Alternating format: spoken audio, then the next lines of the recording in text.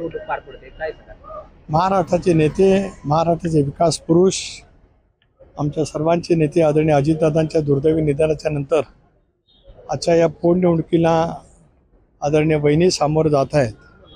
आणि मला पराकोटीचा विश्वास आहे की बारामतीकर प्रचंड विक्रमी मतदान करतील आणि प्रचंड विक्रमी मताधिक्याने दादांना त्या ठिकाणी निर्वाचित करतील. सभा कुठे असावी, काय असावी, हा भाग गौण आहे. दादांच्या दुर्दैवी निधनानंतर दादांना श्रद्धांजली मतदान रूपी अर्पण करणं हीच बारामतीकरांच्या मनामध्ये भावना असल्यामुळे कुठे सभा होते त्यापेक्षा किती मताधिक्याने 4 तारखेला आपण विजय बघणार आहोत.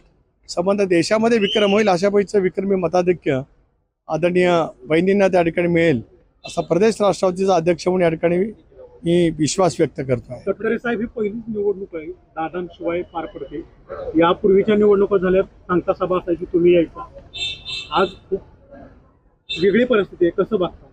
सांगता सभेला यापूर्वीच आदरणीय साहेब असतील किंवा दादा असतील असेच असायचे.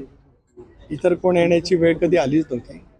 पण नियतीने दुर्दैवी वेळ आमच्यावरती त्या ठिकाणी आणलेली आहे. दादांच्या प्रती पराकोटीचा मनामध्ये असलेला आदर, महाराष्ट्रासाठी त्यांनी केलेलं काम, बारामतीचं जगभरामध्ये त्यांनी निर्माण केलेलं एक आगळेवेगळं स्थान, अशा पार्श्वभूमीवरती ज्यावेळेला निवडणूक होते त्यावेळेला मनात खूप संमिश्र भावना आहेत. एका बाजूला कमालीच्या वेदना आहेत, नेतृत्वाबद्दलची पोकळी ही मनामध्ये जाणवते आहे. अशा वेळेला उद्याचा भवितव्य वहिनींच्या माध्यमातून संबंध महाराष्ट्रामध्ये राष्ट्रवादी काँग्रेस पक्षाच्या वतीने घडवण्याच्या दृष्टिकोनातून आम्ही सगळेजण त्या ठिकाणी आलेलो आहोत. सुप्रिया सुळे या सभेला येणार होत्या, मात्र अचानक शरद पवारांची प्रकृतीच्या असल्याचं कारण ते सुप्रिया सुळे मुंबईला जातात.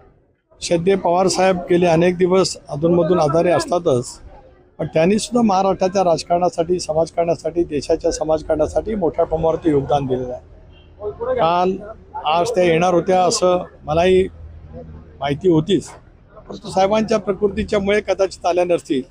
त्याच्यातला काय वेगळा अर्थ कोणी काढावा असं मला स्वतःला काय त्या ठिकाणी वाटत नाही. कर्नाटकमध्ये जी 0 FIR दाखल झाली होती त्या अनुषंगाने आता महाराष्ट्रात सीबीआयने तपास केलाय आणि एका DGCAच्या अधिकाऱ्याला सीबीआयने अटक केली अशी माहिती होती.